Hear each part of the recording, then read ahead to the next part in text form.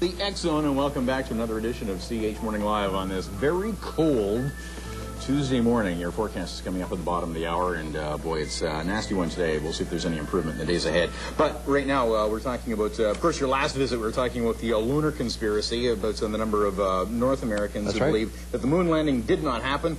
And I was, you were on top of your game. I was doing my best. I was throwing everything at you, and like, you're always coming back with some annoying answer or... Actually, annoying proof this time. Like, yeah, I know. I've got that effect on you. That's right. But we have proof. We went through the NASA archives, and front page, the January issue of the X Chronicles. Yeah, we got it right here. Yeah, all right. By the way, we're giving away a month subscription, too. That's right, online access. Yeah, you can, there you go. We have, we actually have a photo that we took from the archives that shows the crosshairs on the NASA plates behind the lunar rover. And there's a rock on that picture that has the letter C on it. Now, how did the letter C get on a moon rock, and why is there a discrepancy in the crosshairs on a NASA photo that was taken from the NASA library, Rob? Okay, now, do you think the pinheads at NASA would actually, artificially put in the crosshairs behind the object, and if they're going to be that meticulous, would they not notice something like that? I believe the pinheads would. I really do. So the question I've got on this, and the numbers are staggering, because you did the online poll, where as many as 23% still believe that it did not happen. That's right. Just like the James Brolin movie, Capricorn 1. With O.J. Simpson. But let's say, and let's just suspend belief and just take on some of these incredible suppositions for a moment. Right. Let's say that they pulled off the impossible. And of course, this is a government breaker. I mean, if this was revealed, that would be the end of the administration. That would just, it'd be a huge controversy. So let's say they pulled off the incredible, and the Apollo 11 moon landing was a hoax, and it was filmed in front of a live studio audience in Houston, Texas, or wherever, or in the Nevada desert in some soundstage. Let's say they pulled off the incredible. Why press their luck with Apollo 12 and then throw in a mishap just for good luck or just for reality's sake on Apollo 13 and continue on all the way through Apollo 17, continuing to push the trickery envelope? The question is, when was the last lunar landing? When was the last moonshot? And what was happening in U.S. history? This was when the end of the Cold War happened. America proved to the Russians, using what I consider to be one of the grandest hoaxes of all time, that they were superior to the Russians. Now, we know for a fact that you have the Van Allen radiation belt. Russia says, we didn't send a man to the moon because he could not survive the trip through the radiation belt. Well, their program was also falling behind, too. I mean, their technology hit a ceiling. Well, sure it did. Yeah.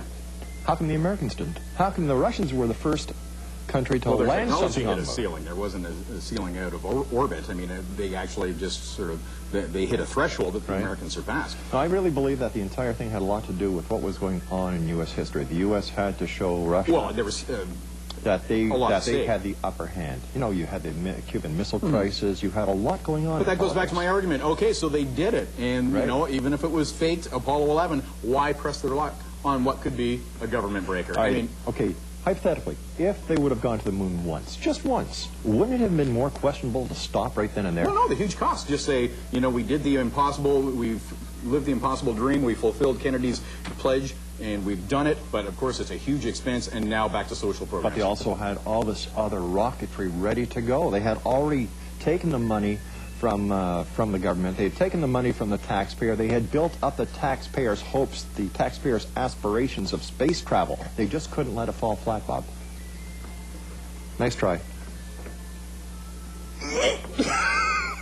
You'll be back next week and with something about Elvis being dead. Well, that's another story. We have a copy of your website, 1 month subscription. It's xzone-radio.com. Hugely popular. Yes, very popular. We are giving away a 1 month access to the electronic newspaper, and the January edition comes online the 15th of December. So we're just go to the website and okay. Now with this incredible one-time offer on CH Morning Live and through the X-Zone, we also have this book by Von Brachler called Perfect Timing. Tell us about this.